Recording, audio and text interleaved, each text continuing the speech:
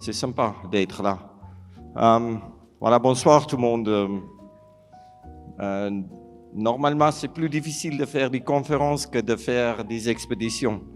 Et puis, c'est vraiment la première fois de ma vie que je vois autant de gens ensemble dans un seul espace. Voilà. Mais merci que vous êtes là. Et puis, on va essayer de tout de suite commencer parce qu'on est un peu en retard. Et puis, apparemment, ici, on doit sortir la salle à 11h30. Et puis, autrement, je me fais engueuler. Mais parce que je me fais souvent engueuler, je m'en fous un peu. Ouais, la vie, c'est quelque chose que j'apprécie. Même si souvent des gens pensent que je suis complètement taré et puis à la masse et puis je risque ma vie. Mais les risques font partie de ma vie. Mais la vie me donnait aussi beaucoup de belles choses et beaucoup d'opportunités que j'ai prises. Et puis d'avoir mes deux filles qui a grandi et qui m'aiment et puis que j'aime à fond la caisse, c'est vraiment sympa. Et puis quand on aime vraiment notre famille, c'est pour cette raison qu'on a toujours envie de rentrer en fait vivant après toutes les conneries qu'on fait à 8000 mètres au pôle, au milieu de la jungle. Malheureusement, ma femme Cathy, elle a décédé, mais je pense qu'elle est aussi ici quelque part. Et puis, c'est en fait grâce à elle que je pouvais avoir mes enfants, parce que je n'étais pas souvent à la maison, mais chaque fois que je passais à la maison, j'ai vite tiré un coup, et puis il y avait un enfant qui a sorti. Et puis, ouais, je pense que même pour quelqu'un comme moi, qui était 30 jours, 5 ans à la maison, d'avoir des enfants qui me soutiennent aujourd'hui, c'est vraiment une de mes plus grandes en fait, valeurs pour moi, qui compte beaucoup pour moi. Je commence toujours de regarder si tout est bien fermé et puis que je suis en ordre. Mais aujourd'hui, je veux commencer de partager un peu ma vie en Afrique du Sud avec vous. Et puis après, une vitesse passée sur 20 ans d'exploration. Je suis né en Afrique du Sud. Il y a déjà très longtemps, il y a 53 ans bientôt. Et puis, je n'ai pas compté tous mes anniversaires. Ça veut dire que pour moi, je suis toujours 35 ans. Si on compte tous nos anniversaires, c'est là où tu peux devenir vieux. Mais moi, je ne laisse pas rentrer du vieux monsieur dans ma tête. Je le laisse à l'extérieur. Ça veut dire que dès que tu laisses rentrer en fait l'idée que tu deviens plus âgé, c'est là où en fait ta vie change. Moi, je suis pas quelqu'un qui est physiquement plus fort que quelqu'un d'autre.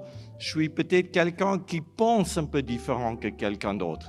Et je pense que tout ce qu'on fait à travers des expéditions, c'est à 100% dans la tête. Je suis pas un type qui est hyper motivé. Je suis pas un type qui pense tous les jours positif. Je suis plutôt quelqu'un qui voit la vie comme il est.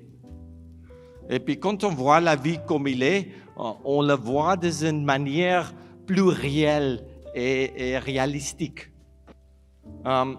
Moi, je ne crois pas quand je suis à moi 50 à l'intérieur de la tente et je suis en train de geler mes couilles et puis je ne peux même pas bouger et puis tu ne peux même pas manger parce que la nourriture gèle en 2 minutes une fois que tu as cuit ta bouffe.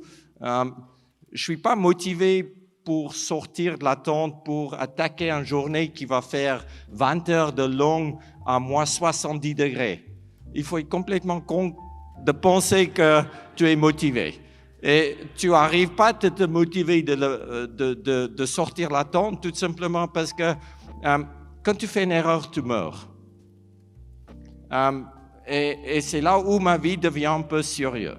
Je ne suis pas un type trop sérieux, mais des choses que je fais de temps en temps est pas mal sérieux. J'ai fait une fois une conférence pour une banque très bien connue en Suisse. Et puis, j'ai parlé avec un des grands patrons des banques. Et puis, il a dit que lui, il prend tous les jours des risques. Et j'ai dit, quel risque? Oui, on prend des risques avec l'argent. Et puis, si tu perds de l'argent, on te paye encore 2 millions quand tu fais des conneries pour partir. Ça, c'est des risques qu'il prend. La différence entre les risques qu'une banque prend et moi, par exemple, c'est que dès que je fais une erreur, je perds ma vie. Et pour moi, ma vie, c'est la seule valeur que j'ai. Ça veut dire que j'ai aussi décidé d'investir dans les choses que je ne peux pas perdre. En fait, les choses que je porte à l'intérieur de moi, les expériences, les vécus. Et je ne voulais jamais une grande voiture ou une maison ou quelque chose d'autre. Je voulais juste beaucoup d'expérience. Et quand j'ai été très jeune, un des premiers trucs que je voulais savoir, c'était combien de jours on a dans une vie pour vivre. Je ne sais pas si vous avez déjà eu cette idée de vous poser la même question. On vit en général que 30 000 jours jusqu'à l'âge de 82 ans. Hein. Après, on est foutu, malheureusement. Mais c'est aussi bien d'être foutu parce que je pense qu'il y a quelque chose après qui est encore mieux qu'ici. C'est pour ça qu'il faut le vivre à fond. Il ne faut pas avoir peur de vivre parce que si tu as des soucis, tu vas mourir. Si tu n'as pas de soucis, tu vas aussi mourir. Pourquoi avoir tous ces soucis alors? Et puis, normalement, quand on vit, c'est là où tu penses à la vie et pas à la mort. C'est quand tu ne fous de rien avec ta vie, c'est là où tu penses à être malade, c'est là où tu penses à tous les problèmes qu'on peut avoir dans la vie. La vie, c'est un peu comme de l'eau hein, qui est stagnant. Si tu ne vis pas et si de l'eau ne bouge pas, ça pue tout de suite, ça pourrit, non? Mais l'eau qui bouge pourrit jamais. Ça veut dire que si je peux vous donner un seul conseil ce soir, continuez de bouger. Comme ça, on ne pue pas. Et ça, c'est facile. Né en Afrique du Sud, c'était ici souvent comme enfant, au Cap, que j'ai monté en haut sur la montagne des Tables et que je regardais au sud. Quand on regarde au sud, il n'y a que la mer. Plus au sud, on trouve l'Antarctique. Et comme gamin, je rêvais d'y aller là-bas. J'ai adoré de lire les bouquins de Shackleton, de Scott, de Amundsen, de Charcot, de Paul-Émile Victor. Et tous ces explorateurs, pour moi, étaient mes héros. C'était des gens qui m'inspiraient. Imagine que tu partes dans l'inconnu et tu vas découvrir quelque chose que tu n'as jamais vu par avant. Souvent, ça fait peur aux gens, mais pour moi, ça m'excite. En même temps, j'ai eu un papa qui était joueur de rugby, un professeur à l'université, un homme bien éduqué, bien respecté, et parce qu'il jouait du rugby, j'aimais bien marcher avec lui dans la route, et les gens sont venus vers lui en disant « Mais hey, t'as bien joué, mais bravo !» Ah oui, super. Et moi, j'étais fier de mon papa. Quand mon papa a joué son dernier match de rugby, il a marqué un essai. C'était un de 4 essais. Mais pour moi, c'était grâce à lui que l'équipe a gagné. Parce que tu es un enfant. Ton héros, c'est lui qui fait la différence. C'est lui qui fait gagner, qui fait perdre. C'est lui qui est le meilleur au monde. Et puis, quand il a marqué cet essai, je me rappelle très, très bien, à l'intérieur de moi, j'étais tellement fier de lui. Et en rentrant dans le vestiaire, Et je tenais son main comme ça et je marchais avec lui jusqu'à il était assis, il a enlevé son maillot, je voyais ses muscles comme ça. Et puis moi, je dis, putain, moi, je vais être comme lui. Je dois être comme lui. Et là, je dis, mais papa, je vais être comme toi. Et lui, il me regarde et dit, mais Mike, tu peux jamais être moi. J'étais un peu déçu. Parce que je voulais être comme lui. Et là, ils me disent, mais écoute Mike, ma vie, elle est comme ça grande. Mais je vois déjà que ta vie est beaucoup plus grande. Tu peux être beaucoup plus fort que moi. Tu peux être beaucoup plus grande que moi. Tu peux inspirer beaucoup plus de monde que moi. Et la différence entre moi et les autres enfants, c'est moi, je le croyais. Tout simplement, croyais ce que mon père me disait. Tous les matins à 6 heures, il partait pour aller courir. Il s'entraînait. Depuis l'âge de 8 ans, tous les matins à 6 heures, je mettais mes petites shorts, mon t-shirt et à pieds nus, j'ai parti courir avec lui. Il n'a jamais couru moins vite. Il a toujours gardé la vitesse qu'il voulait et c'était à moi de courir plus vite, de rester avec lui. À 14 ans, je pouvais rester avec lui. Mais j'ai essayé pour 365 jours par année, tous les matins, de rester avec lui. Ça veut dire que j'ai eu une seule peur. La peur, c'était quelqu'un d'autre faisait plus que moi. Moi, je voulais faire du plus. Il me posait cette question après dans la vestiaire là, quand je disais je voulais être comme lui, et puis il a dit je peux pas être lui, mais je peux être plus grande. Après ils disent mais pourquoi je le dis? Pourquoi je dis que tu peux être plus grande que moi? Ils disent mais tous les matins quand je pars pour courir, tu penses que je me réveille pourquoi? Et là je dis mais papa, tu te réveilles parce que tu vas ajouter une valeur à ton équipe. Tu veux être la meilleure personne que tu es.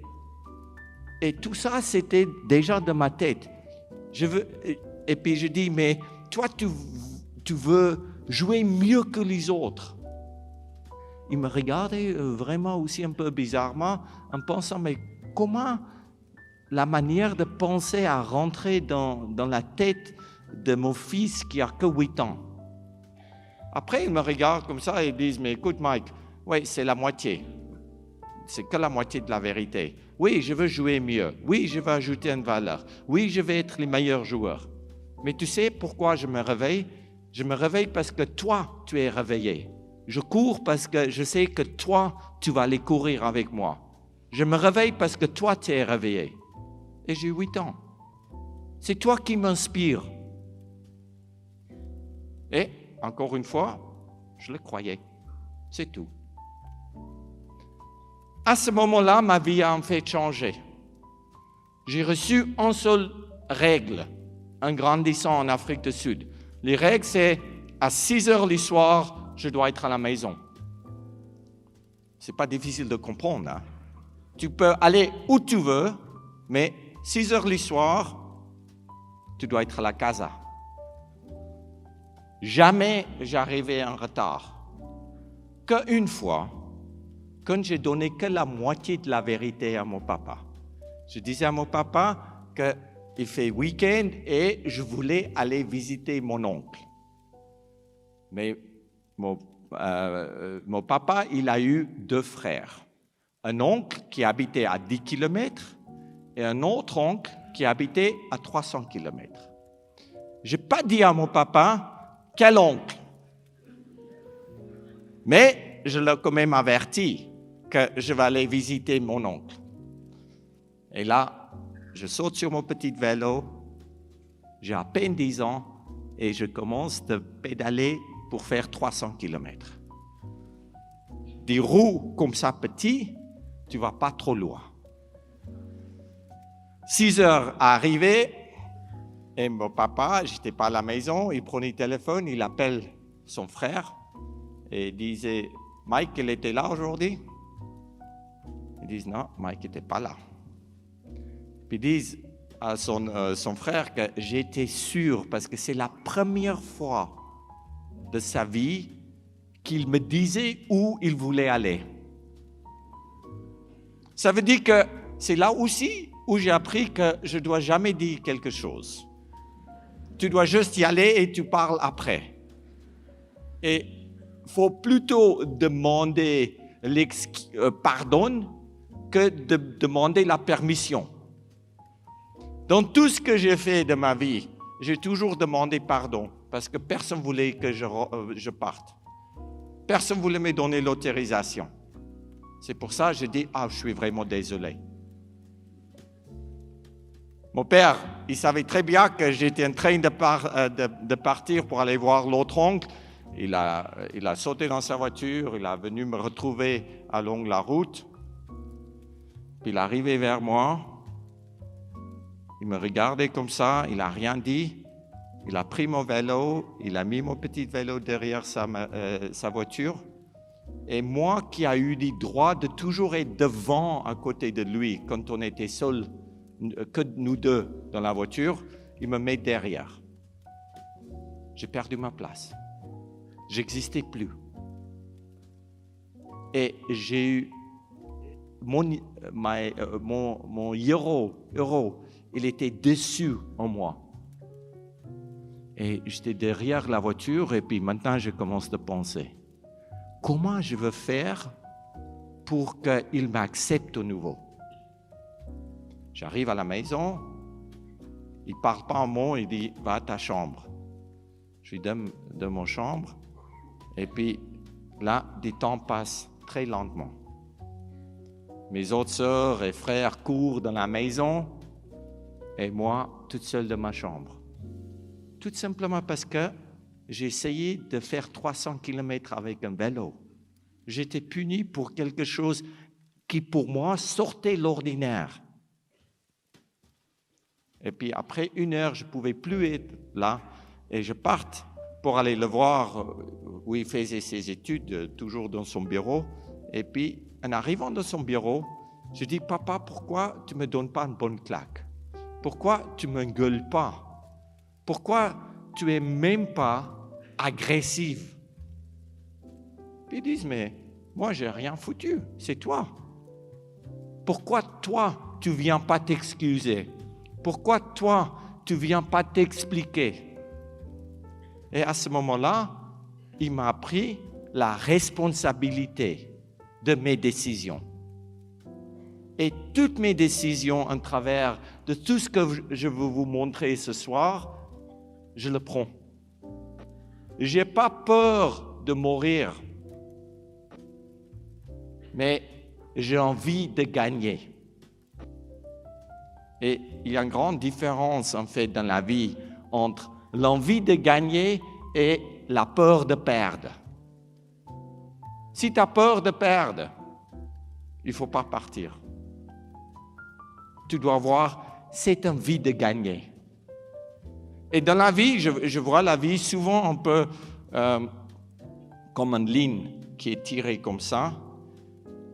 Et la côté droite, c'est toutes les choses qu'on aime,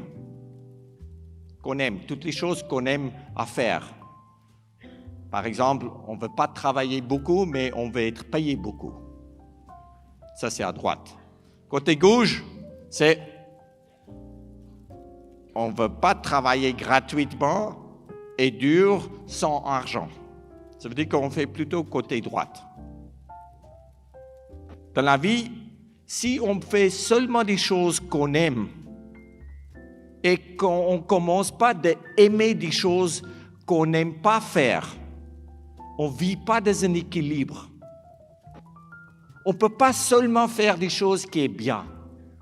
On ne peut pas seulement avoir du confort. On ne peut pas seulement avoir l'argent pour peu de travail. C'est seulement quand on peut travailler gratuitement et dur qu'on peut avoir de l'autre côté de la vie. Et là, la vie devient équilibrée. L'équilibre, c'est quelque chose qui est tellement important pour nous dans la vie, que sans équilibre, on fait que de râler. Ça fait la charme de la France, oui, je sais, de râler.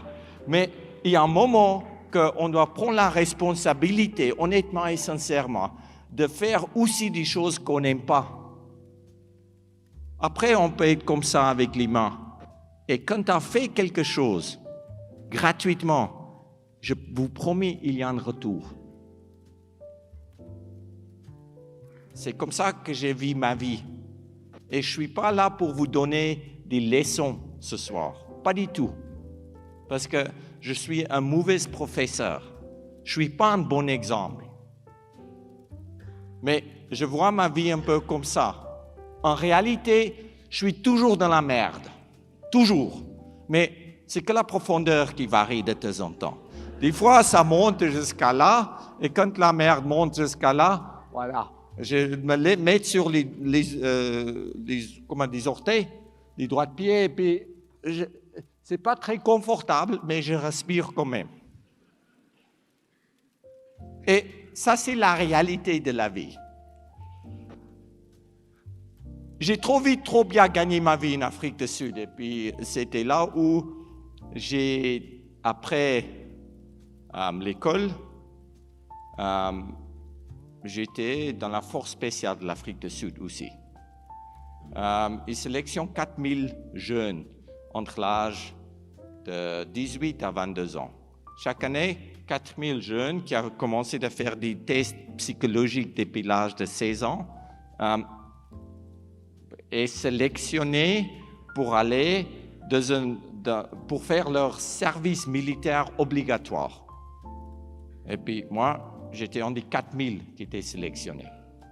Après 4 mois de formation, il y a 400 qui restent des 4000. Après, 4 mois plus tard, maintenant c'est 8 mois d'entraînement, il y a 40 qui restent. Après 4 mois plus tard, maintenant c'est après 12 mois d'entraînement, il n'y a que 4 blaireaux qui restent. Et moi, j'étais un des 4 blaireaux, par exemple. Et là, mon papa arrive vers moi et puis il me dit, tu sais Mike, tu dois maintenant arrêter. Tu ne peux pas aller partir pour faire la guerre. Je dis, mais ça va ou bien? Comment tu peux me dire maintenant, après tout l'effort que j'ai fait, que je n'ai pas le droit d'y aller faire la guerre? J'étais formé, j'étais entraîné, je me battu pour aller de devenir handicap. Et maintenant, tu viens, tu veux me dire que tu n'as pas le droit d'y aller. Tu n'as jamais dit que je n'ai pas de droit. Et en plus aussi, j'ai 18 ans et je peux décider pour moi. Et mon père me regarde comme ça et puis il dit, mais Mike, je meurs en 3 mois. Je ne veux pas que tu meurs maintenant. 3 mois plus tard, mon père était mort. J'ai 18 ans. Perdu. Complètement. Je rentre à la maison, je reste à la maison, on a enterré mon papa, et puis j'ai une sœur qui était plus âgée, un frère qui est plus jeune, et puis une sœur. J'étais un de 4 enfants. Mon frère, il a eu 12 ans, ma sœur 16 ans, moi 18 ans, et puis ma sœur aînée a eu 20 ans. Je suis à la maison comme ça, je ne bouge pas. La vie n'est pas juste. La vie, je ne l'aime plus. Puis c'est là où ma maman arrive vers moi, vraiment 4 jours après la mort de mon papa, et puis elle dit, Mike, toi tu n'es pas heureux. Tu dois retourner dans la force spéciale. Parte pour aller faire la guerre si tu veux. Et ma mère, qui vient de perdre son mari, qu'elle aimait tellement, me donnait la liberté de partir en Angola pour faire la guerre. Après 2 ans en Angola, j'étais le seul qui a rentré les 4.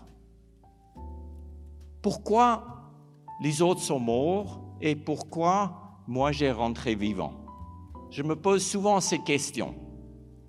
Je pense que la différence, c'était dans la manière qu'on pensait.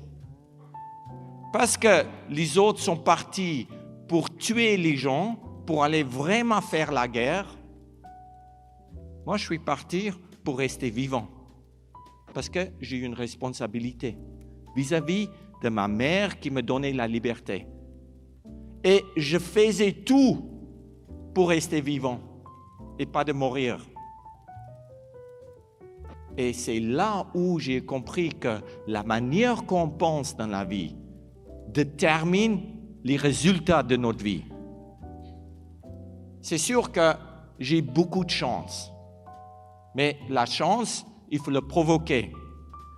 Je pense que chacun de nous, dans notre vie, on a, comme je dis souvent, on a notre propre montagne à gravir. On a notre propre problème. Les maladies, oui. Sans argent, oui. Quand j'ai quitté l'Afrique du Sud, j'arrivais en Suisse et j'ai eu que 40 balles de ma poche. Mais j'ai eu deux choses qui étaient importantes. Une bonne attitude et puis je mettais l'énergie dans tout ce que je faisais. En plus, ma maman me donnait deux choses. Mon maman et papa, quand mon papa était vivant. Ils ont me donné une bonne base, une base très solide. Et puis après, ils ont me donné les ailes. Et avec les ailes, tu peux aller partout où tu veux. Même quand tu brûles tes ailes, tu peux revenir à la maison parce que tu as une base qui est solide. Ils sont là pour toi. C'est pour ça que c'est juste facile pour moi d'y aller, de faire des conneries que les autres ne veulent pas faire. C'est pas parce que je risque ma vie. Comme mon papa a dit que tu es qui tu es. Et si tes rêves, ils ne te font pas peur, qu'ils ne sont pas assez grands. Rêver au milieu de la nuit en transpirant, tout simplement parce que tu veux faire des choses que tu penses que tu ne peux pas faire. J'arrivais en Suisse avec rien. J'ai vu un vélo, j'ai dit à un copain de moi, mais donne-moi ton vélo, tu as beaucoup d'argent, et puis tu peux toujours acheter un vélo si je le casse, mais moi je ne peux pas. Je veux prendre des photos et puis je veux faire des choses que les autres ne font pas, parce que dès que tu fais quelque chose qui est un peu unique, il y a une valeur. Chacun de nous a ses valeurs. Là, j'ai pris un vélo, et puis après, j'ai passé en bas, la granite comme ça, et puis il y avait des énormes gouilles d'eau 200 mètres plus bas. J'arrivais à fond la caisse dans cette flaque d'eau qui est en bas. Vraiment, mes couilles presque autour du guidon, fracassées, saignées par les nez, mais au moins, on a une photo de départ. On n'a jamais des photos de l'arrivée. Après, c'était là où on a commencé ces sports de hydrospeed. C'est un petit flotteur qui était fait avec du mousse, et avec ces petits flotteurs que je pouvais mettre sur mon dos, je montais au Mont Blanc et je commençais de descendre. Mont Blanc, mer de glace, au fond des glaciers, et puis un mois plus tard, j'ai battu des records du monde et puis j'arrivais à Nice, tout simplement. Et là, tout d'un coup, il y avait quelqu'un qui m'appelle, c'était des Italiens, la maison Sector, qui était une marque de montres, qui me disait, mais ah ouais, toi tu fais des choses extraordinaires. Je dis, non, je ne fais pas des choses extraordinaires, je fais des choses, c'est tout. Ils disent, mais écoute, on peut faire un pub avec toi? Je dis, mais bien sûr. Je dis, mais combien je dois payer que vous faites un pub?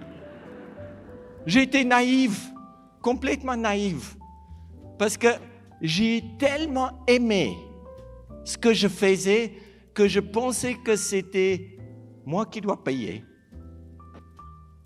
Aujourd'hui, ça n'a pas changé énormément. Hein.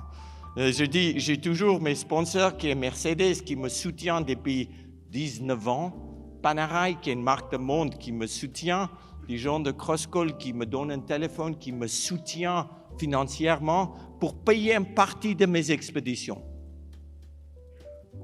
Mais les restes, ce soir, c'est vous qui payez. C'est grâce à vous que je peux traverser les pôles Nord au mois d'octobre, novembre, décembre.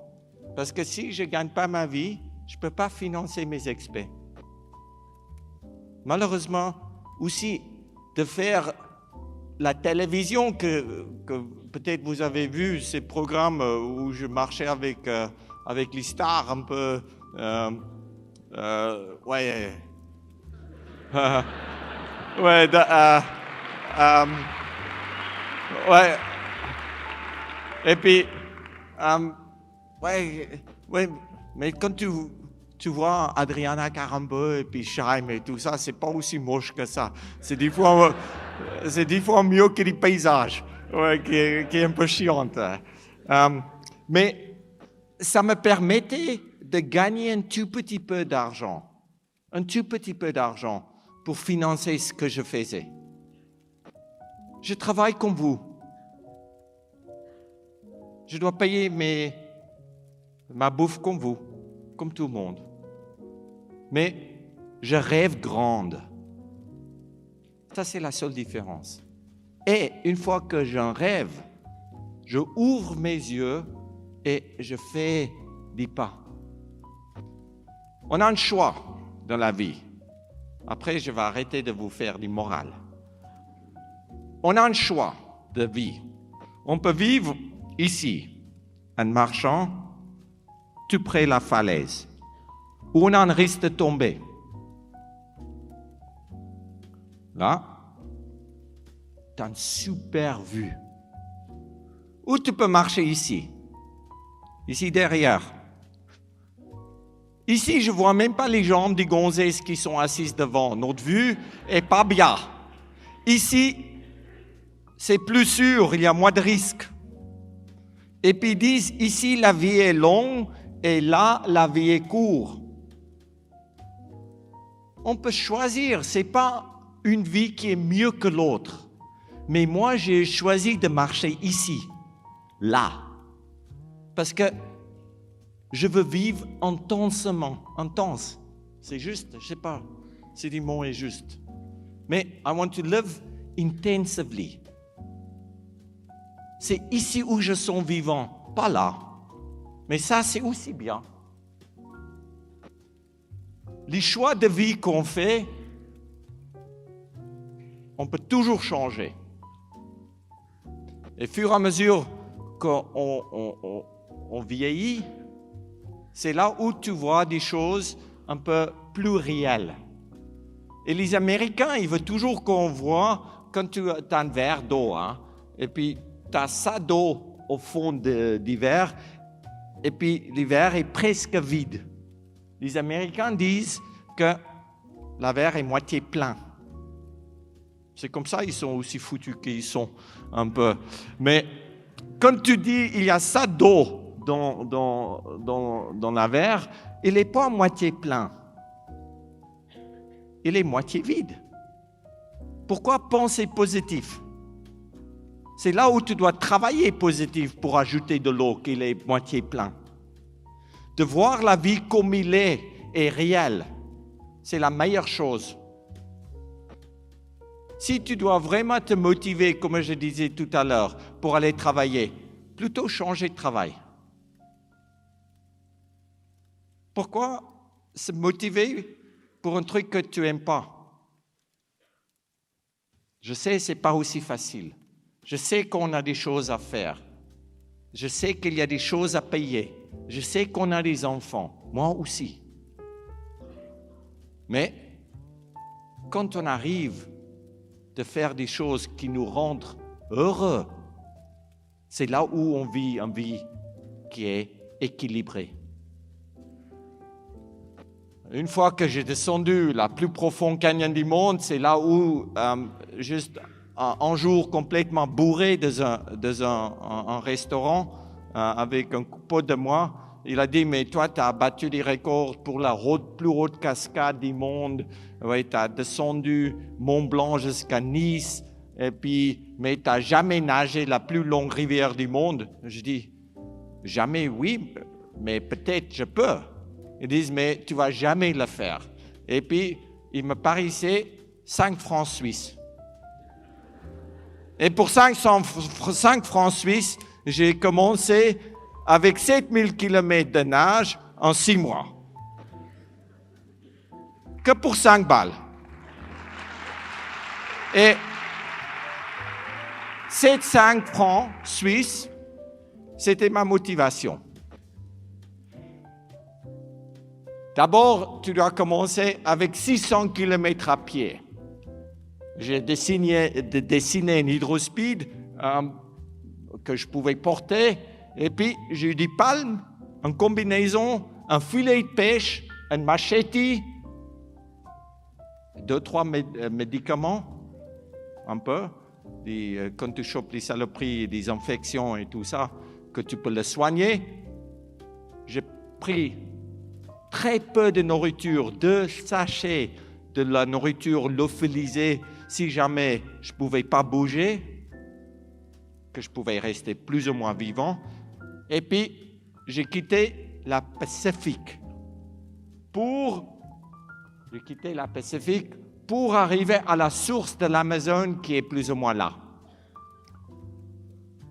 La source de l'Amazone, elle est à quasiment 6800 mètres d'altitude.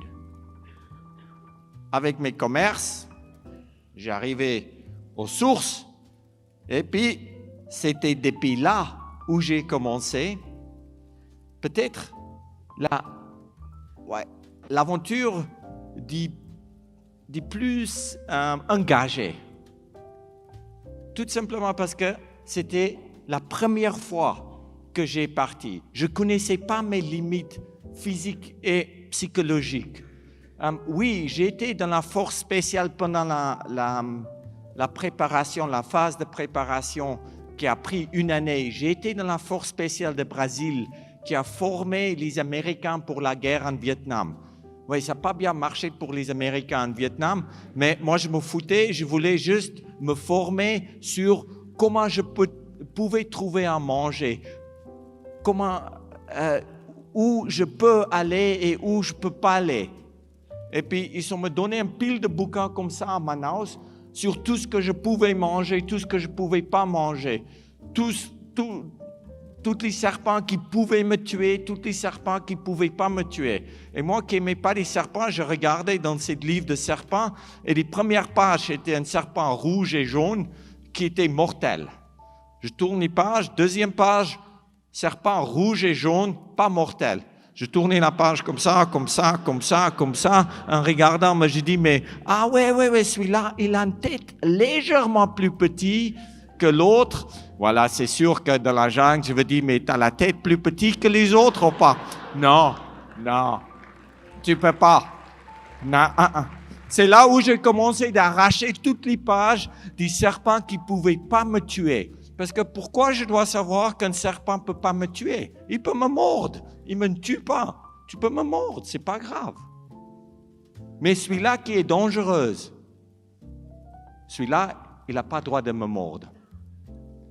Ceux que je ne peux pas manger, non, je ne veux pas savoir ça existe, je ne peux pas le manger.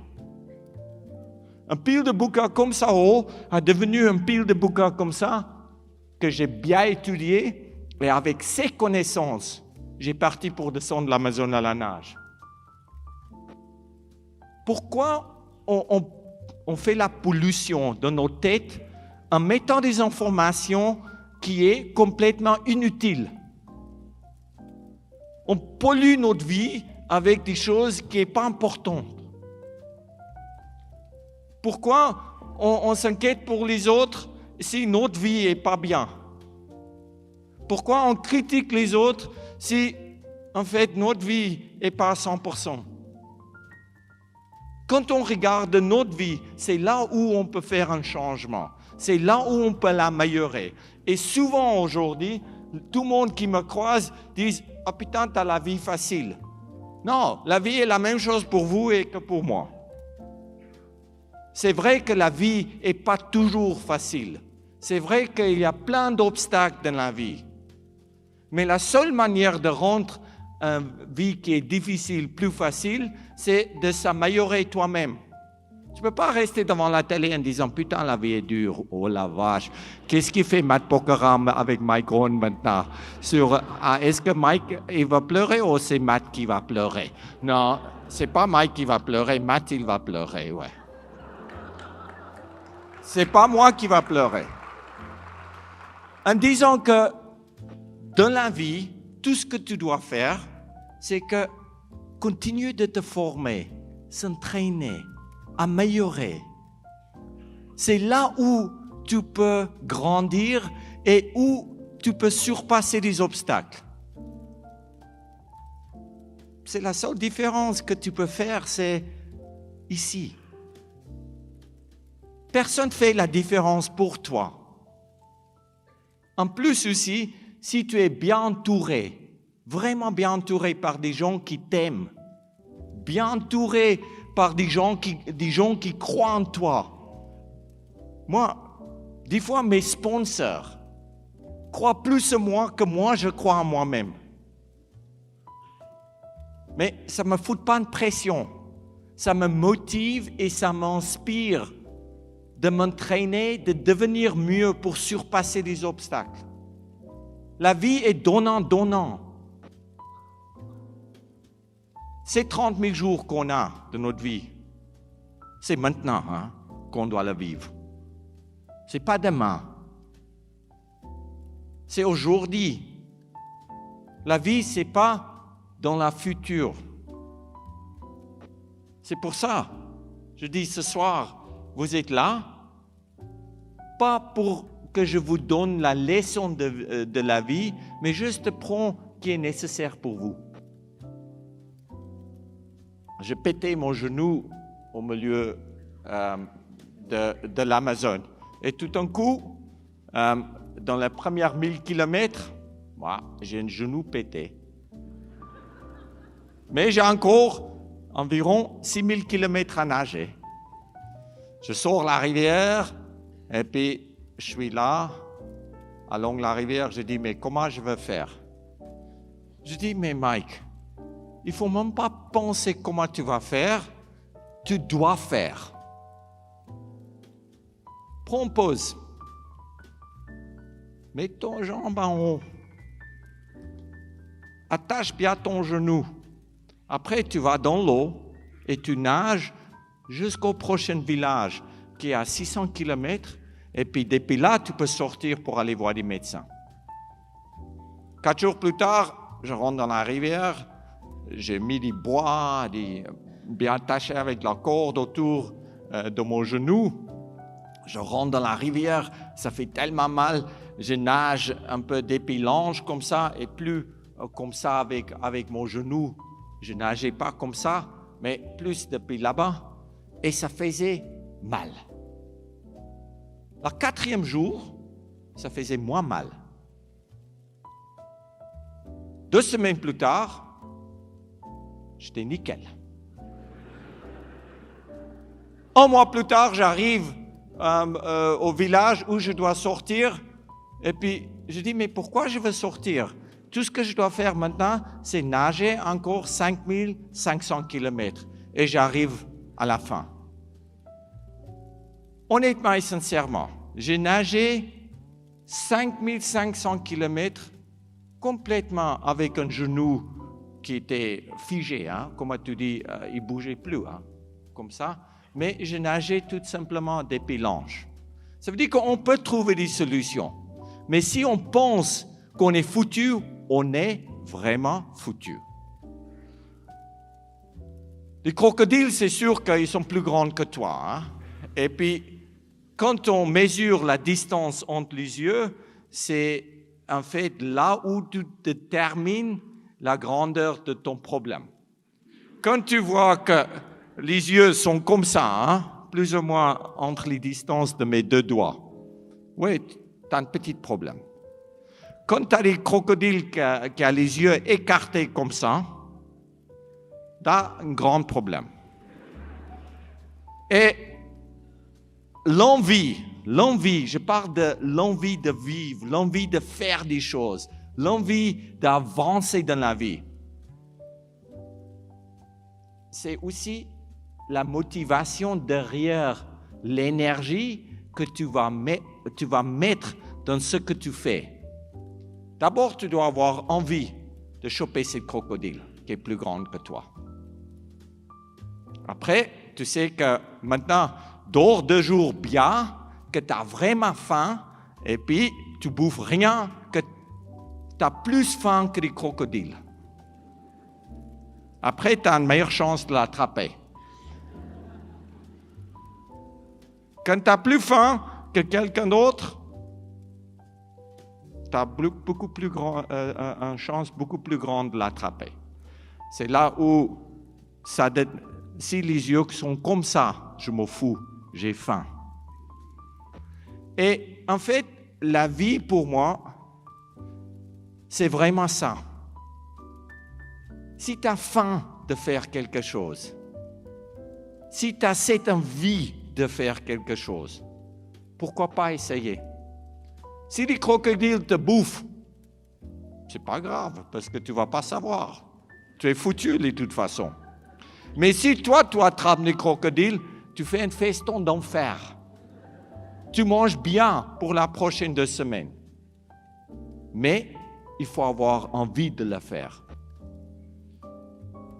J'ai honnêtement et sincèrement jamais commencé quelque chose de ma vie où je pensais pas que j'ai eu la chance de le finir. Si je pense que je ne peux pas le faire, je ne pars pas. C'est seulement quand je dis que j'ai une bonne chance de le faire que je parte pour faire mes expéditions. Après 6 mois à la nage, j'arrivais dans l'embouchure de l'Amazone. L'embouchure de l'Amazone fait 321 km de large. La dernière 2 semaines, je n'ai pas vu la terre. La seule manière que je savais que j'étais dans la mer et plus dans la rivière, c'était quand j'ai goûté de l'eau. Quand l'eau est devenue salée, sel dans la bouche, je savais que maintenant, voilà, c'est fini. C'est aussi là où tu as cette joie, cet accomplissement, non? Que tu as arrivé de faire quelque chose pour toi qui t'enrichit, pour toi qui ajoute cette valeur que j'ai parlé tout à l'heure, des valeurs qu'on ne peut pas perdre, qu'on porte dans notre cœur. Cette valeur, on peut l'utiliser plus tard dans notre vie. Ouais, j'ai goûté de l'eau, l'eau était salée. J'ai pris en nouveau de l'eau était salée. Et puis là, je dis merde, maintenant je dois nager 2 semaines et demie pour aller sur la berge. Il y a plus que 150 km que je dois nager maintenant. Nager juste pour arriver sur la berge, après 2 semaines à travers la forêt et la jungle pour arriver à Belém de Pará.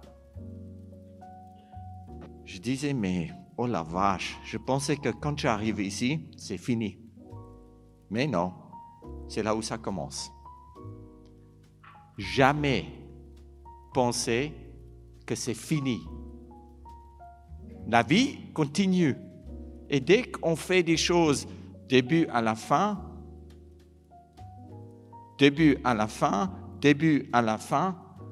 on partage notre énergie.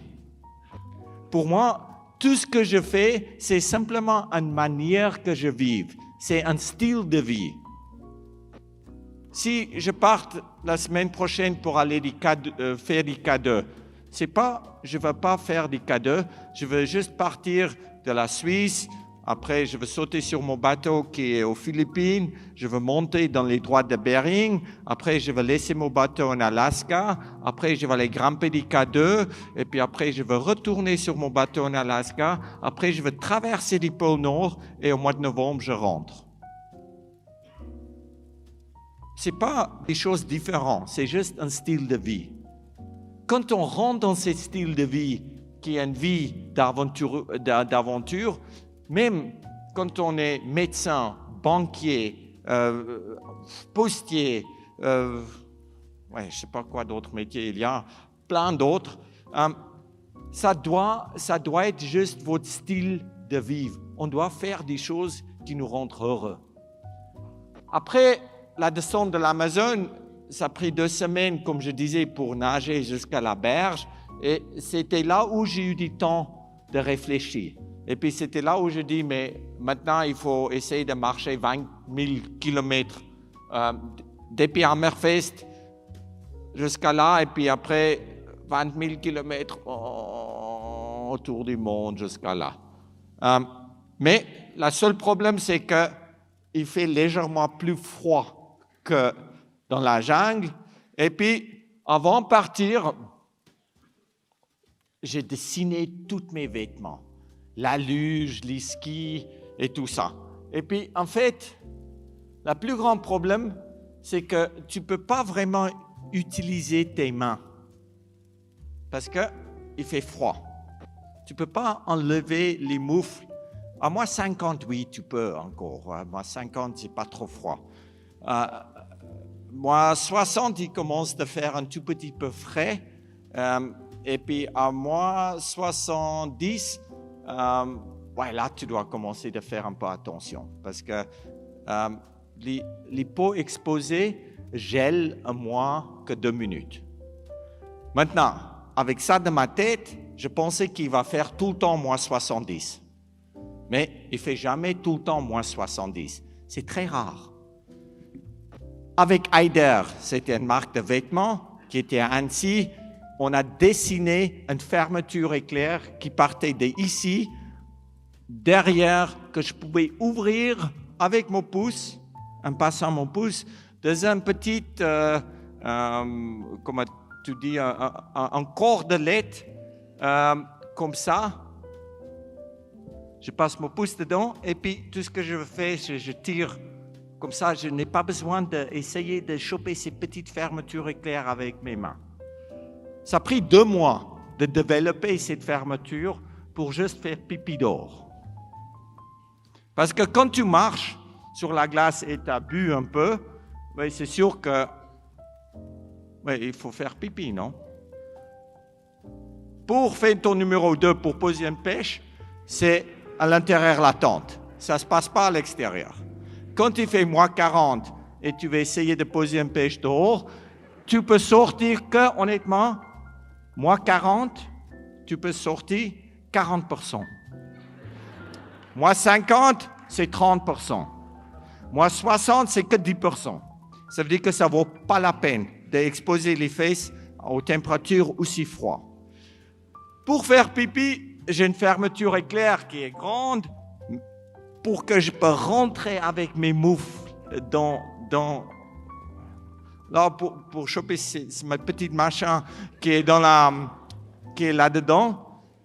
Et puis, en fait, comme je disais, 2 mois de préparation, 2 mois de recherche. Et puis la première fois, j'étais beau excité parce que maintenant je veux faire pipi, je chope mon doigt dans cette petite cordelette comme ça, je ouvre, ça marche très bien, je mets mes moufles là-dedans et puis je ne trouve pas ce machin parce qu'il fait tellement froid que ça sortait de l'autre côté. Toute la recherche pour rien. Tout le développement pour rien. La vie, on doit le voir vraiment très simple. Dès qu'on commence à compliquer les choses dans la vie, c'est là où la vie devient difficile. Si on vit dans notre moyen et on a un problème, c'est beaucoup plus facile de réparer notre vie. C'est pour ça que je vis tout simplement vraiment dans mes moyens. Quand tu dois mettre la tente dans les vents énormes et forts, et puis tu perds ta tente, tu sais que tu perds ta vie, c'est là où tu dois être préparé, c'est là où tu dois avoir l'entraînement et l'expérience, c'est là où tu repousses tes limites, c'est là où tu sors de ton zone de confort. Et puis, comme je dis souvent, c'est que c'est pas confortable, mais on a ce sentiment d'être vivant.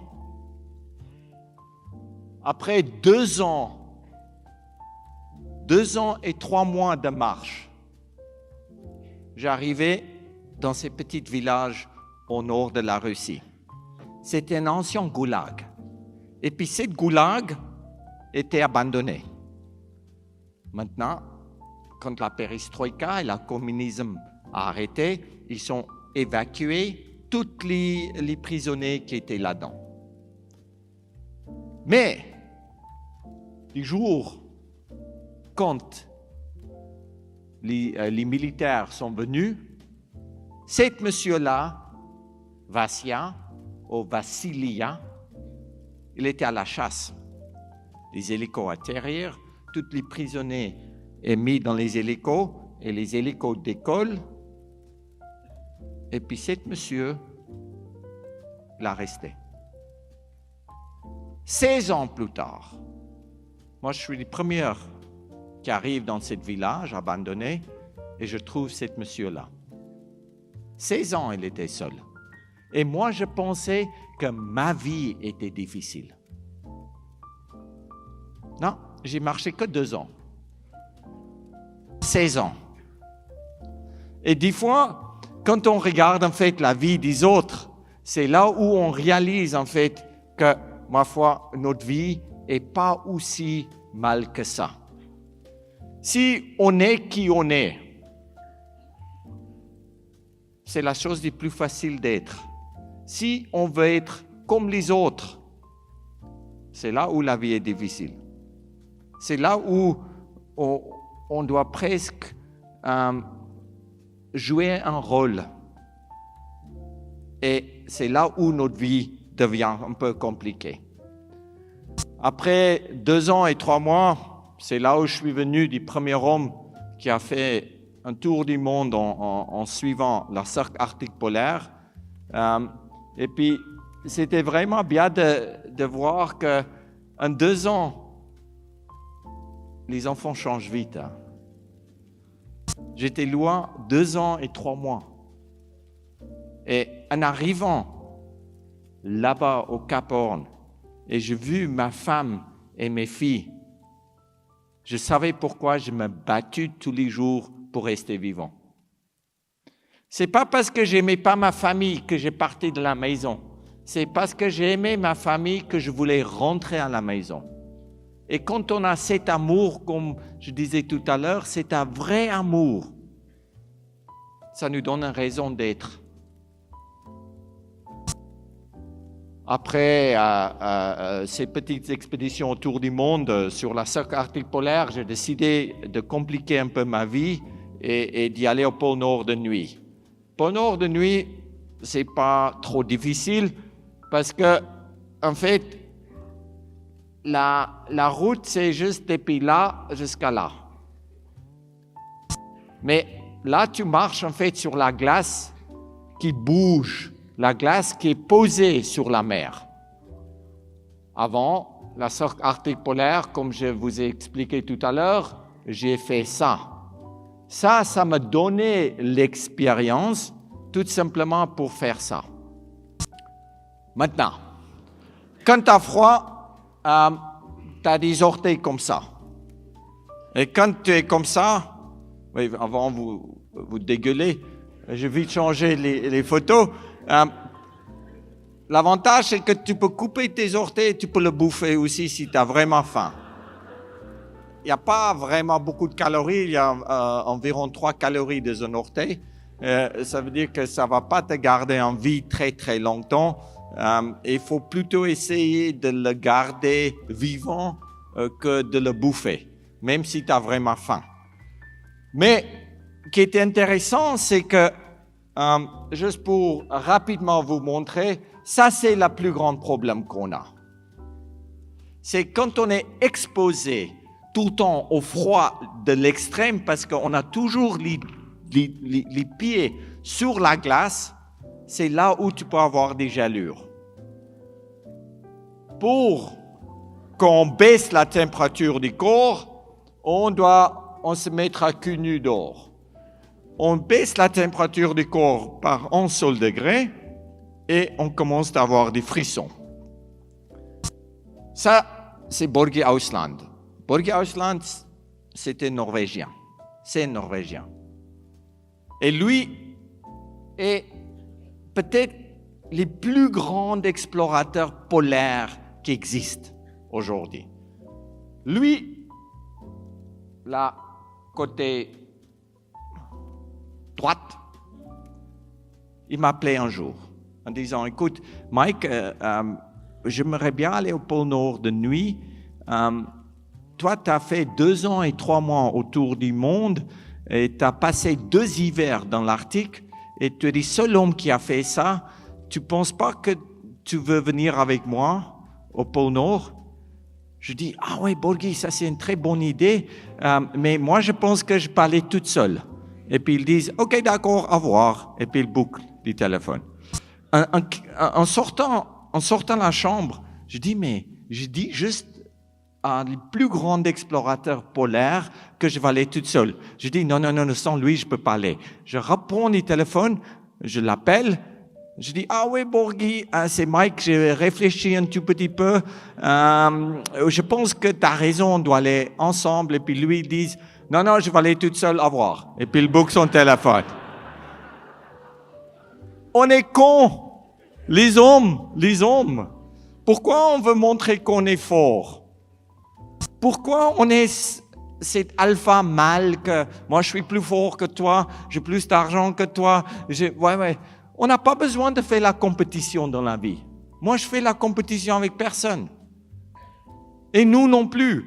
Quand on est content avec qui on est, c'est là où la vie devient est beaucoup plus facile. Ça devient facile à vivre. Quand on est tout le temps en compétition, c'est là où la vie est difficile. Ouais, j'ai dit, mais merde alors. J'ai fait une grande erreur parce que Borghi Ausland, s'il m'appelle, il a beaucoup plus d'expérience que moi, je ne peux jamais aller seul.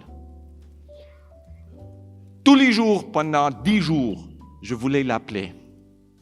Tous les jours, je dis, mais il faut que je l'appelle et il faut qu'on discute. Du jour où j'ai décidé de l'appeler, en même temps, honnêtement, en même temps que je pris le téléphone, il a sonné. Je dis, hello, c'est Mike. Mike, c'est Borghi. Ouais, Borghi, comment ça va? Ouais, je ne veux pas beaucoup parler, mais je pense qu'on doit aller ensemble. Toi, tu prépares ton expédition, moi je prépare mon expédition et on se voit décembre 1er à Moscou. Au revoir. Boum. Fini. On était copains. Ça, c'est les Norvégiens. Ils sont froids. Froid. J'ai passé 2 mois et demi avec Borghi dans une tente. Et c'était la galère tous les jours. Et puis on a parlé 3 mots par jour à peine. Ça, c'est un grand copain. On a quitté la dernière bout de terre en Russie. Et ça, c'est un glacier, c'est une photo de satellite qui a été prise juste avant notre départ. On a commencé le 20 janvier là. Le pôle Nord est ici au nord. Et puis, du 23 janvier, après 4 jours de marche, on était déjà 200 km au sud de où on a parti. Et moi, j'étais responsable de la navigation. C'est pas parce que j'étais complètement bourré qu'on a reculé. Je savais très bien que le nord était là.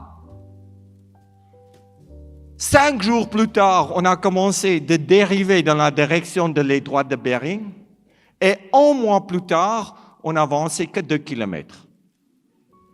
En 30 jours de marche, on avançait 2 kilomètres. Parce que, au fur et à mesure que nous, on avançait, la glace a reculé. Tu marches sur un tapis roulant. National Geographic, qui était un de mes sponsors à l'époque, et à Borghi, ils nous appellent et ils disent, Mike, écoute, je ne sais pas comment on va faire, mais vous n'avez pas du tout avancé. Je dis, mais on a avancé combien de kilomètres? Ouais, vous avez avancé 2 kilomètres en un mois. Et puis je dis, ah, vous êtes sûr? On n'avançait que 2 kilomètres. Ah oui, mais comment on va dire ça à notre lecteur? Et puis nous, on croyait que vous êtes capable de le faire, mais vous foutez rien. Je dis, d'accord, écoute, laisse-moi réfléchir, mais moi je veux vous envoyer un autre signal, parce que on pouvait envoyer un signal par une balise Argos, qui part 40 000 km dans l'air, qui va 40 000 km après à Toulouse, après par email à New York, 9 secondes plus tard, et recevoir ma position.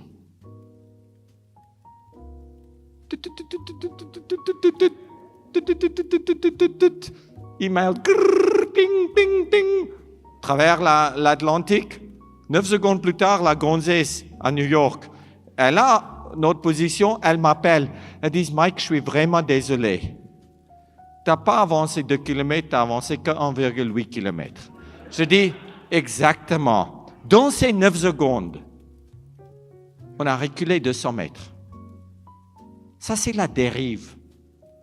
Et si tous les jours, on ne sortait pas la tente, et puis on ne se battait pas tous les jours pour avancer, on était à moins 502 km. Il ne faut pas me dire que je n'ai pas travaillé.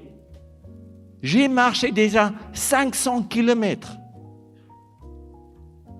Et puis là, elles disent, mais je suis vraiment désolé.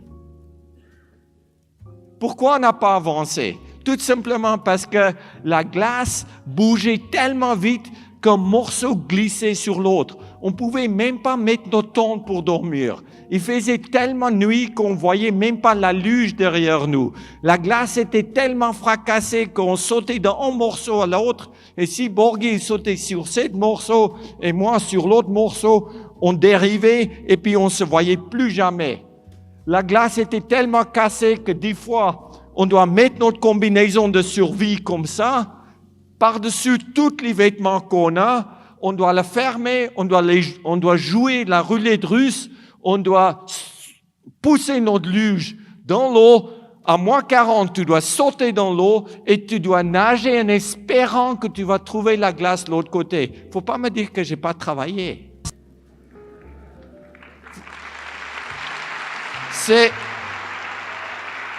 C'était l'enfer.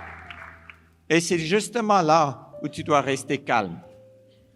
C'est justement là où tu dois comprendre que dans la vie, les gens ne voient pas la même chose que toi.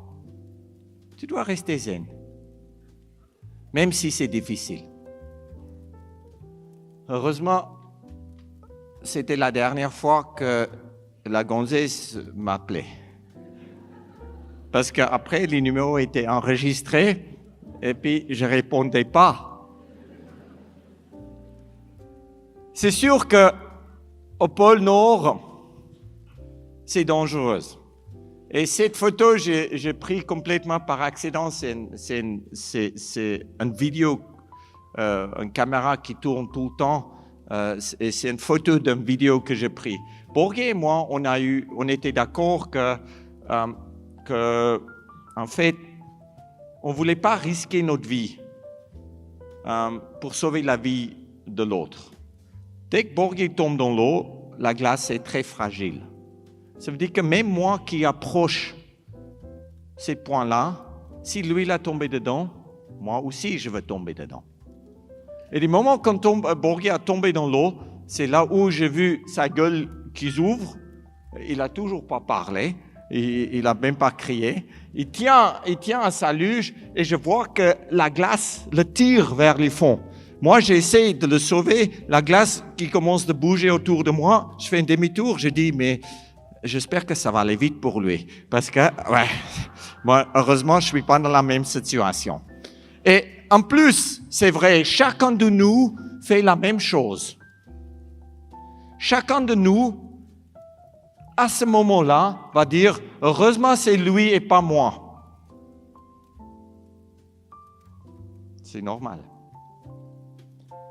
En quittant Borghi comme ça, qui était en train de se noyer, je disais, mais sans lui, c'est impossible de rester vivant.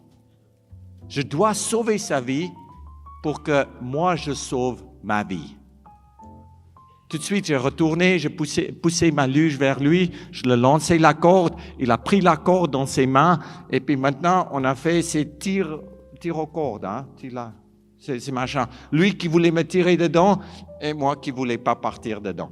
S'il tire mes luges dedans, je suis mort. Je tiens. C'est celui-là qui tient le plus longtemps qui va rester vivant.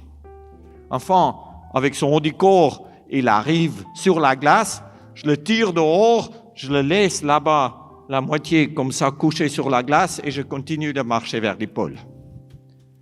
Lui, il enlève sa combinaison de survie, il revient de mes traces, et la nuit, vers la tente, il arrive vers moi, et puis il dit, Mike, je ne veux pas te remercier. Je dis, mais c'est un peu bizarre qu'il dise ça. Mais ça, je dis dans ma tête. Je dis, Borghi, écoute, tu dois comprendre quelque chose. Qu'aujourd'hui, je n'ai pas sauvé ta vie, j'ai sauvé ma vie. Parce que seul, je sais que je ne peux pas arriver.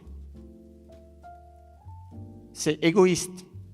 J'ai sauvé, en sauvant ta vie, j'ai sauvé ma vie.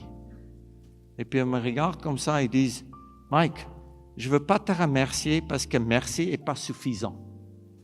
Tu dois savoir que moi, je serai là pour toi maintenant. Et à ce moment-là, on a devenu amis. Et là, quand on a devenu amis, on a parlé pas du tout. Pas du tout, parce qu'on ne s'engueulait plus. Et les amis, c'est des gens qui se comprennent entre eux. Comment tu dis en français, on s'en fout. Mais vous avez compris, non? Que des amis n'ont pas besoin de parler. Moi, quand je pense à quelqu'un, je pense juste à quelqu'un, je prends mon téléphone et je l'appelle. Ça ne coûte rien. Tu changes la vie de quelqu'un à ce moment-là. Tu fais un effort. Fais un effort. Ça revient. Et c'est vraiment ça que j'ai appris à ce moment-là. À ce moment, quand on est devenu amis, tous les matins, je voulais sortir la tente avant lui pour lui montrer que je suis plus fort que lui. Et lui, il a écrit un bouquin comme moi, j'ai écrit un bouquin. Et c'est presque comme une seule personne a écrit un bouquin. Il a dit dans ce bouquin, je détestais que Mike sortait la tente avant moi parce que je voulais montrer que je suis plus fort que lui, mais lui, il était plus fort que moi à ces jours-là. Ça veut dire que cette compétition naturelle entre nous a fait avancer l'expédition. Oui, on a perdu un mois où on n'a avancé que 2 kilomètres. Mais on a continué d'avancer. Et il y avait la glace, oui. Il y avait de l'eau, oui. Mais il y avait aussi les ours polaires. Ça, c'est 2 traces d'ours avec un peu de urine au milieu. Maintenant, ça, c'est une femelle, parce que les mâles, ils font pipi comme ça. Et les femelles, ils font normalement comme ça, entre les pattes arrière. Je n'ai pas besoin de voir l'ours, de savoir qui c'est un mâle ou une femelle. Mais toutes les femelles sont dangereuses. Attends, toutes les femelles ours sont dangereuses.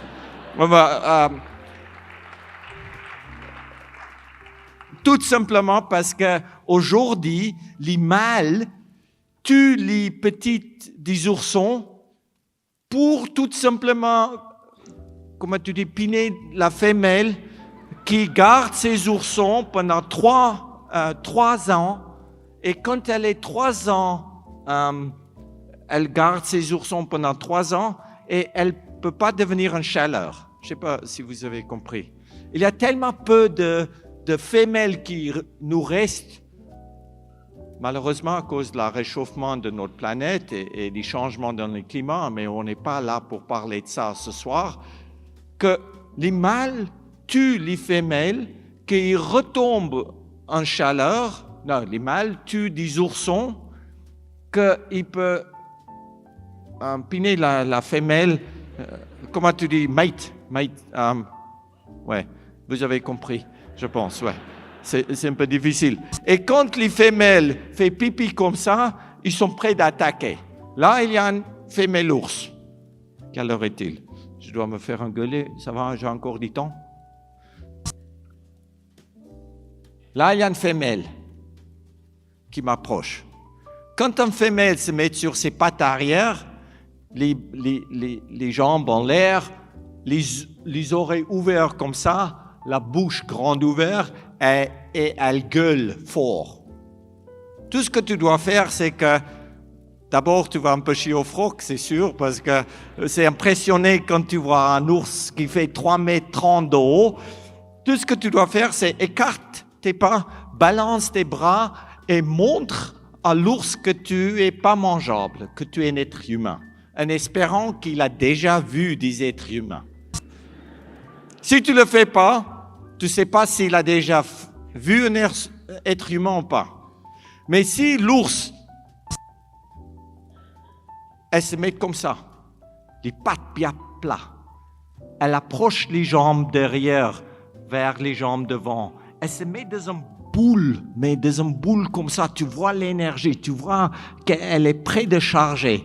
Elle baisse la tête, elle met les oreilles en arrière, elle ferme la bouche et elle commence de grincer les dents. Là, la profondeur de merde est là. Bourré, fini. Elle va attaquer. C'est des signes. Et dans la vie, il faut savoir lire des signes pour savoir comment réagir. Maintenant, ouais. Ça, c'est un gant, un moufle. Ça, c'est notre fusil éclairante. Et ça, c'est l'ours qui veut, j'espère, qui vise Borghi, mon copain. Égoïste, jusqu'à la fin. Moi, qui étais dans la force spéciale de l'Afrique du Sud, Borghi, il était plongeur marine. Hein? Il n'a jamais tiré. Je dis, Borghi, s'il te plaît, donne-moi ce fusil. Moi, je pense que je tire mieux que toi. Il ne faut jamais dire mieux que toi quand tu as des amis, hein, parce que après, c'est aussi l'homme mâle, il est tellement peu intelligent qu'il pense que c'est un challenge. Que tu dis, oui, je tire mieux que toi. Non, tu ne tires pas mieux que toi. C'est un point d'argument. Je dis, ouais, j'ai fait une erreur, je dis, je tire mieux que toi.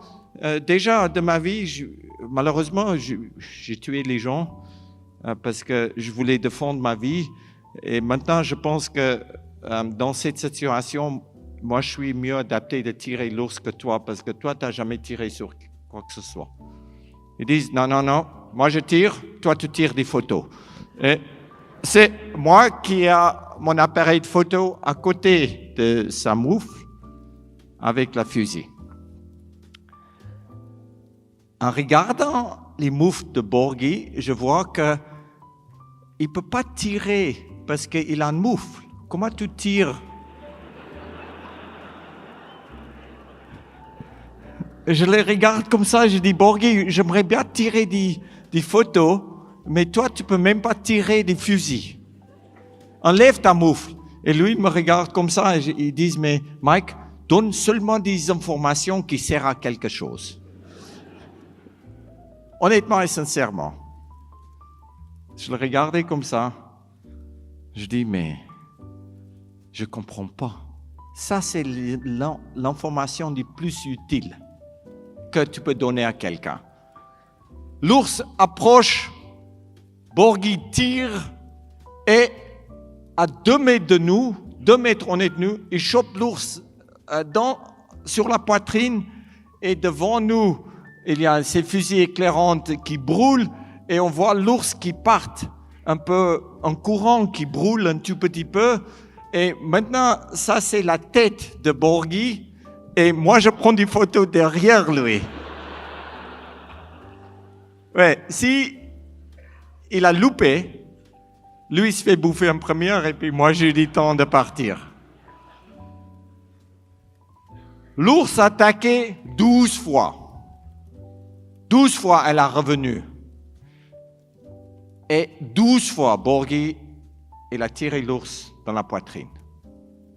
On ne peut pas tuer l'ours, on ne peut pas même pas abîmer l'ours, mais c'est juste cette flamme qui fait peur à l'ours.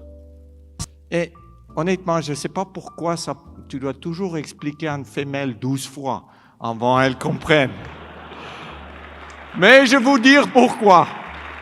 Parce que les femelles doivent donner à manger, ils doivent donner à manger à leurs oursons.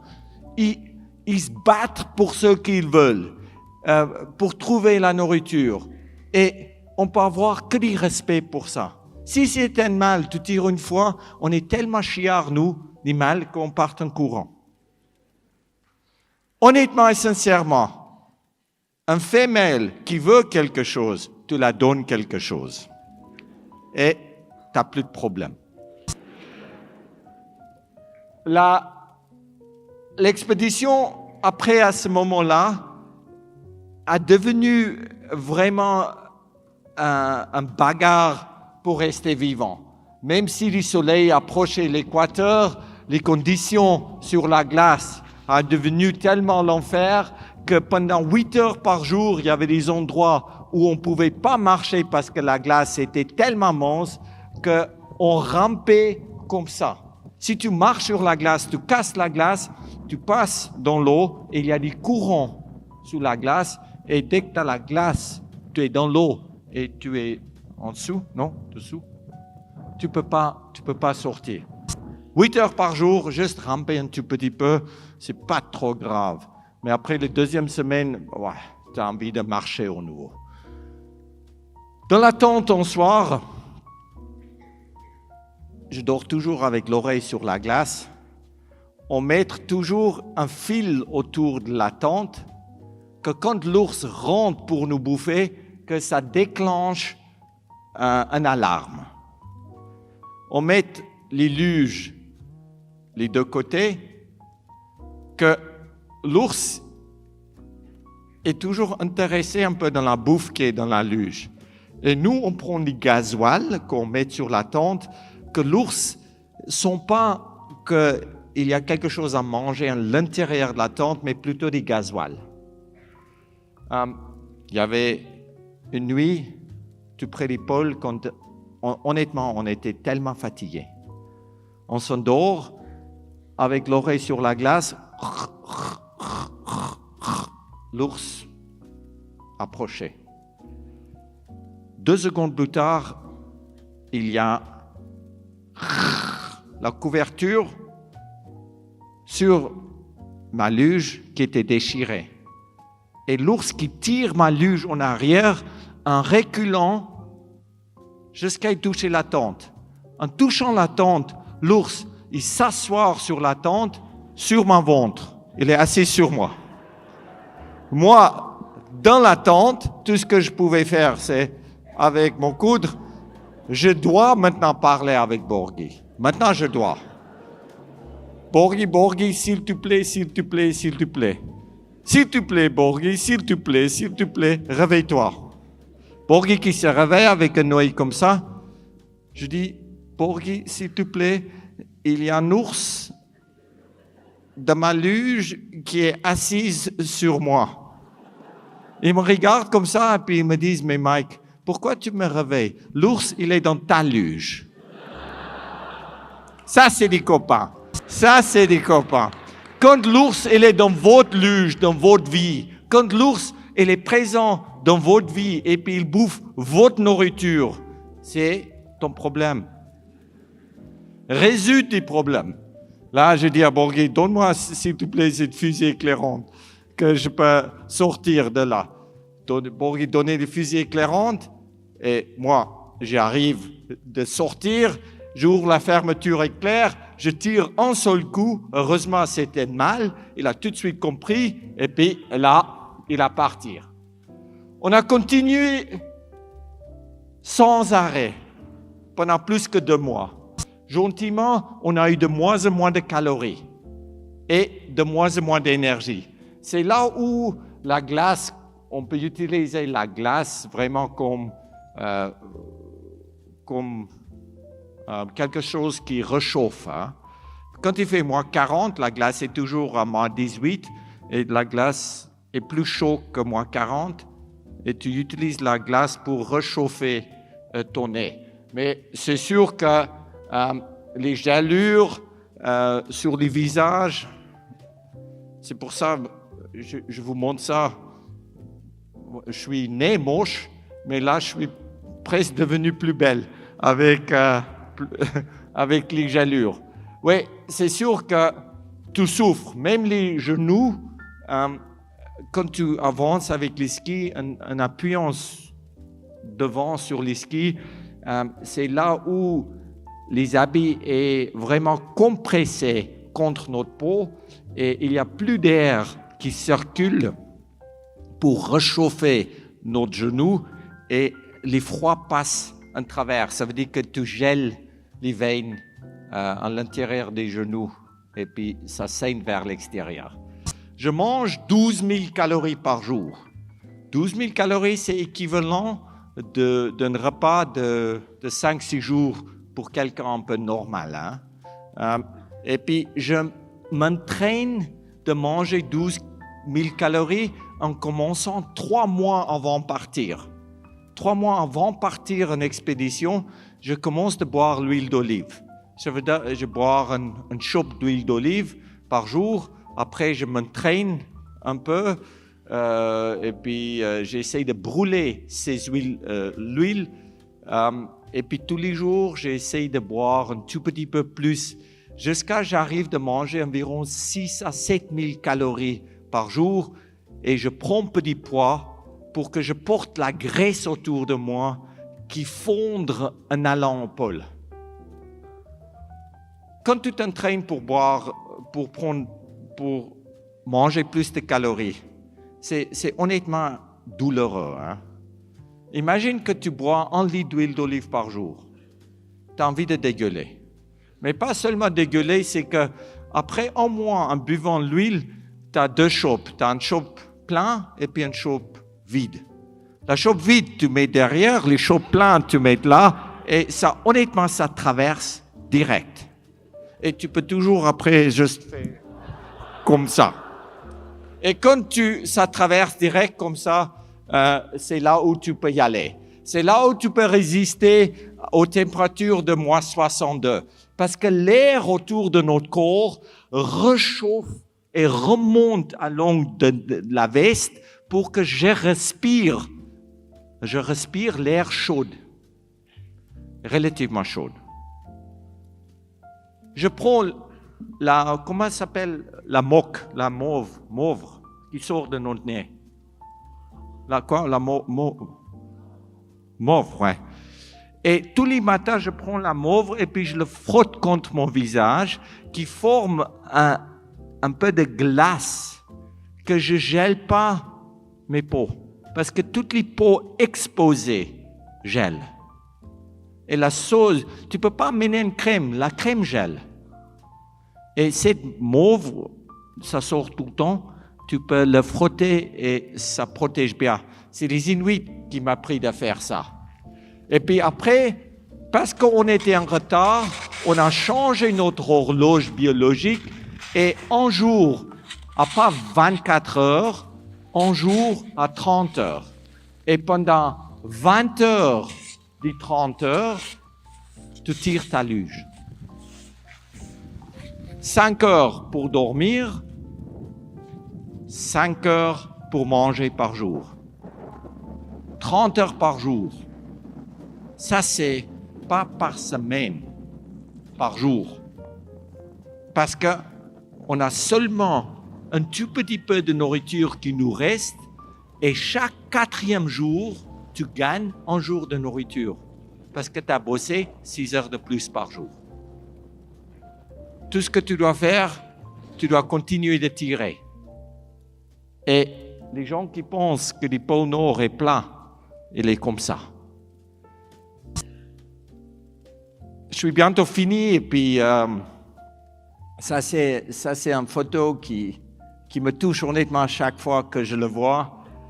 Et puis pour moi, je découvre en fait aussi un peu mes photos comme je vous montre mes photos ce soir. C'est Annika et Jessica qui étaient là tout à l'heure. En 2006, quand j'étais au pôle, ils ont fait des dessins en fait sur mes skis. Sur la ski droite, c'est Annika. Annika a dit « Papa, je t'aime ». Ça, c'est ma femme Cathy, Annika et Jessica. Ça, c'est notre famille qui reste en fait à la maison. À la maison, on a 2 chats. J'ai essayé d'acheter un chat, mais ça ne marche pas. Si tu as un garçon et puis une fille, oui, tu peux acheter un chat. Mais si tu as 2 filles, il faut acheter tout de suite 2 et tu as moins de problèmes. 2 chiens, c'est la même chose. Même s'il peut jouer une avec les chiens et une avec la chatte, non, il veut toujours jouer avec la même chose que l'autre joue. Moi qui parte, il me souhaite bonne chance. Mes filles sont nées en Suisse. Moi, je suis né en Afrique du Sud. Ma femme était née en Nouvelle-Zélande. Et puis ici, Annika dessinait du soleil en disant « Papa, tu vas nous manquer ». Sur la ski gauche, j'habite dans une petite maison dans les Alpes. Ça, c'est notre maison. Jessica a dit « Papa, I love you, je t'aime ». Et dans notre jardin, pendant l'été, on a les plus belles fleurs. Dans les prés, parce qu'on vit à quasiment 1000 mètres d'altitude. Ils disent, papa, tu vas me manquer et quand tu retournes, je t'amène sur la plage où il y a des palmiers où tu vas te réchauffer. Dieu doit te protéger. Je te souhaite bonne chance et mon cœur est brisé parce que tu partes. Ça, c'était des histoires qui étaient écrites sur mes skis. En demandant mes filles pourquoi ils ont dessiné la famille et notre maison et les fleurs qu'on voit depuis notre maison sur la pointe des skis, ils ont dit, papa, chaque fois que tu pousses les skis en avant, tu vois nous, tu vois la maison, tu vois nous, tu vois la maison, tu vois nous, tu vois la maison. Et tout ce que tu dois faire, c'est que tu dois continuer de bouger les skis jusqu'à tu rentres chez nous. Et après, je dis, mais pourquoi vous avez mis un cœur brisé là et puis du soleil là? Ils disent, papa, si tu ne vois pas du soleil et tu ne vois pas que notre cœur est brisé parce que tu n'es pas là, tu fais des pas trop petits. Parce que la différence entre ça et ça, c'est 1 semaine de marche. Pourquoi travailler à la moitié? Pourquoi pas aller à fond? C'est tout simplement parce qu'on ne pousse jamais notre limite. On peut aller à fond. Et je vous dis honnêtement et sincèrement, même moitié foutu, j'essayais toujours d'y aller voir des soleils et leur cœur brisé. Parce qu'ils voulaient que je rentre à la maison. Oui, il y a des ours. Oui, la glace n'est pas trop solide. Oui, notre vie est en danger. Mais tout ça, c'est des petits problèmes. On peut trouver des solutions. Ça, c'est peut-être, il y a 2 photos comme ça. On voit juste le soleil qui sort. Les photos après, pour la première fois, après 2 mois, il y a la lumière qui arrive dans l'Arctique. Et il n'y a que 2 personnes qui ont vu ça sur Terre, moi et Borghi. Je ne sais pas si Borghi l'a vu ça, mais moi, j'ai bien regardé. C'est Borghi qui marche, et puis moi, je prends ces photos quand le soleil passe l'équateur, et puis pour quelques secondes, tu as la lumière qui rentre dans l'Arctique. Et toi, qui te trouves à 4-5 km du pôle, on a venu les premiers êtres humains qui ont quitté la Terre et qui sont arrivés au pôle pour voir du soleil qui se lève. Et ces moments-là, c'est tout. les moments quand tu prends ton drapeau et tu le poses au pôle, la glace t'arrive. Tu reprends ton drapeau, tu le remets au pôle, la glace t'arrive. Tu reprends ton drapeau, tu le mets au pôle et la glace t'arrive. Tu sais que, en fait, c'est juste un passage dans ta vie. Tu n'as vraiment rien accompli. Tu as juste marché jusqu'au pôle. C'est tout. Même si je suis le seul blaireau sur la terre qui a descendu de l'Amazone à la nage, qui est arrivé au pôle Nord pendant l'hiver, qui a traversé l'Antarctique, qui a suivi l'équateur, c'est rien de spécial. C'est juste ce que j'aime faire. Et si on fait des choses qu'on aime, c'est là où on peut faire des choses à fond. Bonne chance, les gars.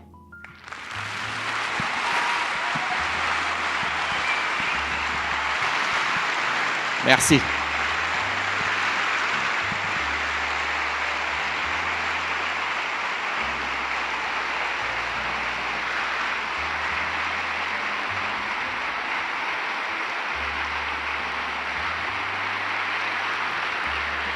Voilà, c'est beau.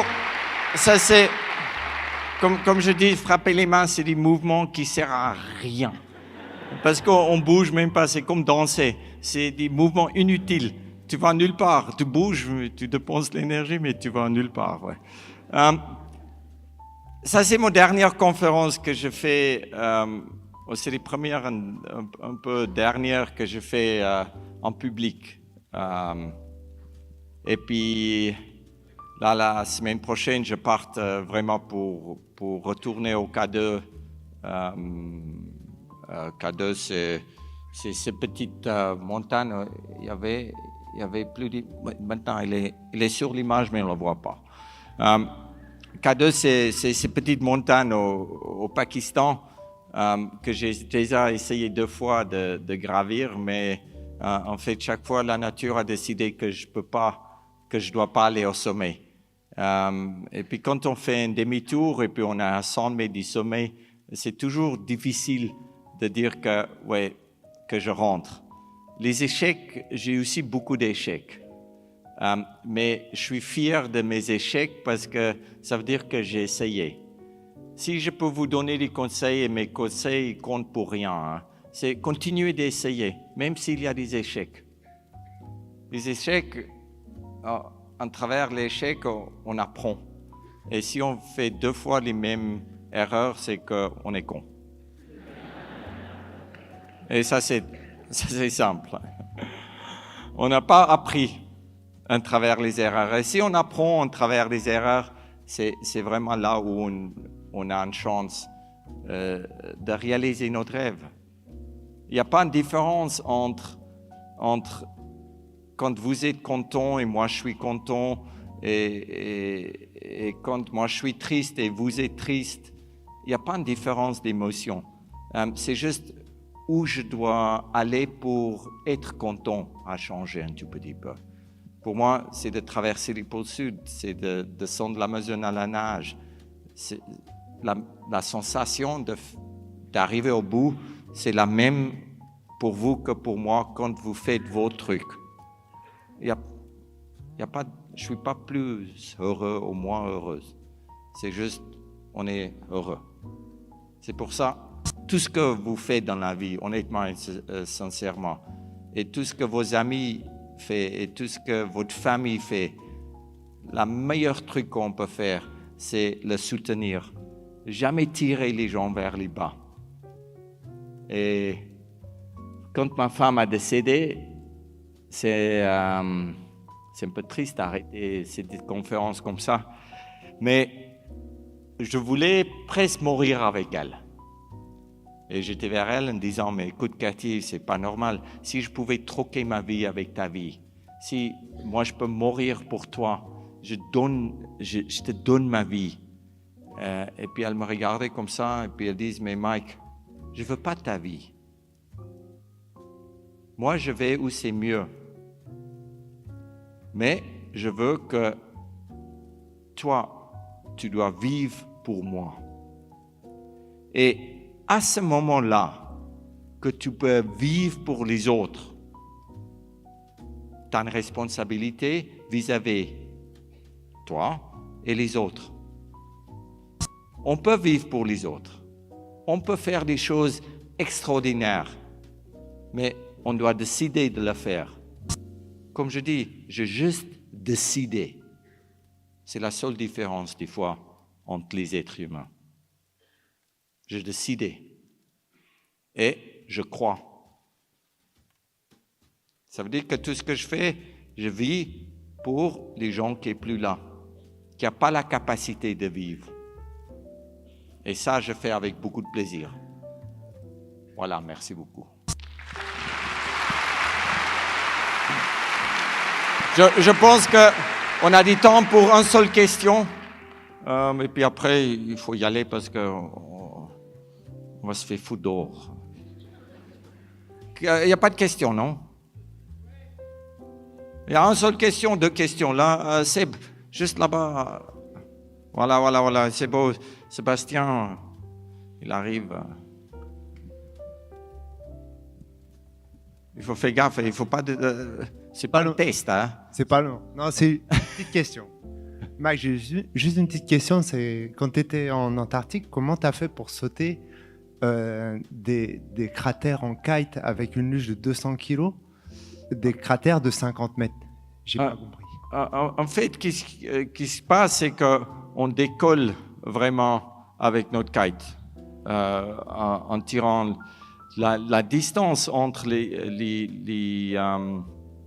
la distance qu'on parle les crevasses est couverte par un pont en neige. Et ces ponts en neige, on ne sait pas s'il tient ou s'il ne tient pas. Si moi, je passe, et la luge qui fait 3 mètres de long a beaucoup plus de surface important sur la glace que moi sur 2 petits skis qui fait 1,67 m de long. Ça veut dire que moi, je passe, la luge va très vite sur des ponts de glace et si les ponts de neige cassent, c'est là où moi je veux tomber dans la crevasse. Mais pour moi, toutes les crevasses que j'ai pu voler ou sauter par-dessus, les ponts de neige ont tenu. Et quand j'étais pas avec mon kite, j'ai tiré la luge. C'est peut-être un peu loin, mais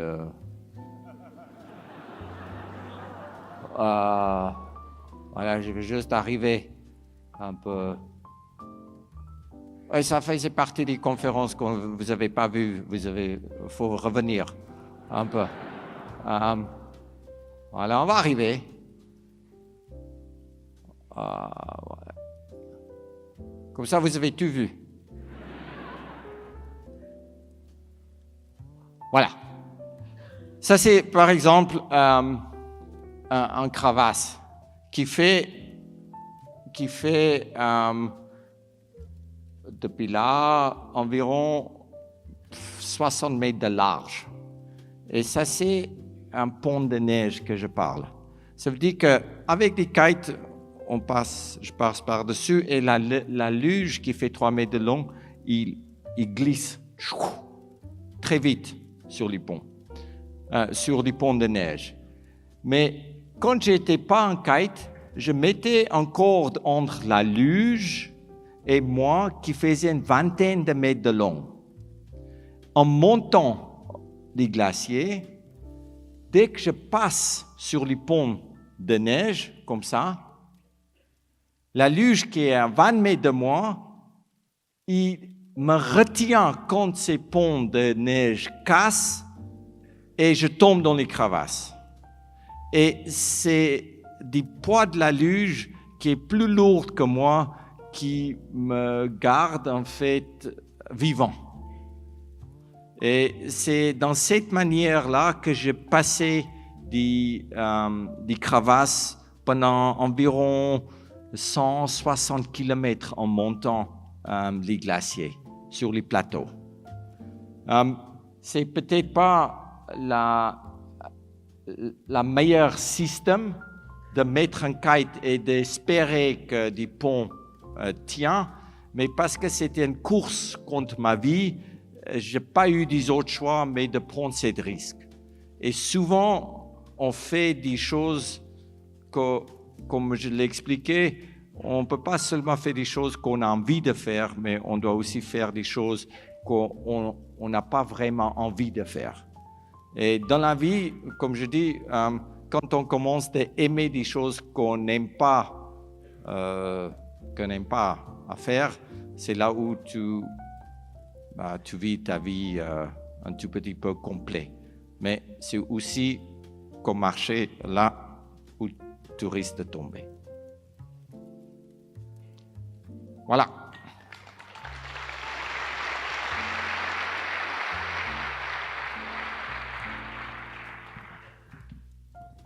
Ouais, il y a une autre question. Hein, et puis après.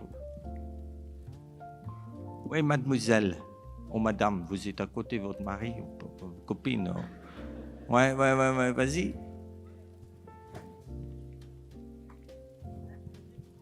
Il n'y a pas de question.